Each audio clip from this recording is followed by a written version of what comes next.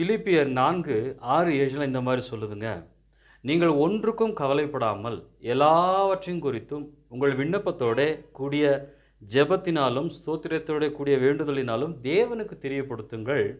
அப்பொழுது எல்லா புத்திக்கும் மேலான தேவ சமாதானம் உங்கள் இருதயங்களையும் உங்கள் சிந்தைகளையும் கிறிஸ்து இயேசுவுக்குள்ளாக காத்துக்கொள்ளும் அப்படின்னு ஊழியக்காரர் பவுல் புஸ்தகத்தில் எழுதியிருக்கிறார். பாருங்கள், நம்ம எதை குறித்து கவலைப்படாமல், அதனால தான் ஒன்றையும் குறித்தும் கவலைப்படாமல் எல்லாவற்றையும் குறித்து தேவனுக்கு தெரியப்படுத்துகிற அந்த நேரத்தில் எல்லா புத்திக்கும் மேலான தேவ சமாதானம் உங்கள் சிந்தைகளை உங்கள் இருதயங்களை கிறிஸ்து இயேசுவுக்குள்ளாக காத்துக்கொள்ளும் அப்படின்னா அந்த ஜெபத்தை அவர் ஏற்றுக்கொள்கிறாருன்னு அர்த்தம். ஆமாம், முழு இருதயத்தோடு, ஆமாம், எந்த ஒரு ரிஸ்க் நீங்களும் நானும் எடுக்காமல் அதை எல்லாத்தையும் ஆண்டவருக்கு அவர் கையில் ஒப்படைச்சிட்டு என்ன ஒன்றுக்கும் கவலைப்படாமல் முழு இருதயத்தோடு தேவனுக்கு தெரியப்படுத்தணும் அப்படின்னா தேவன் கிரியை செய்ய ஆரம்பிப்பார்.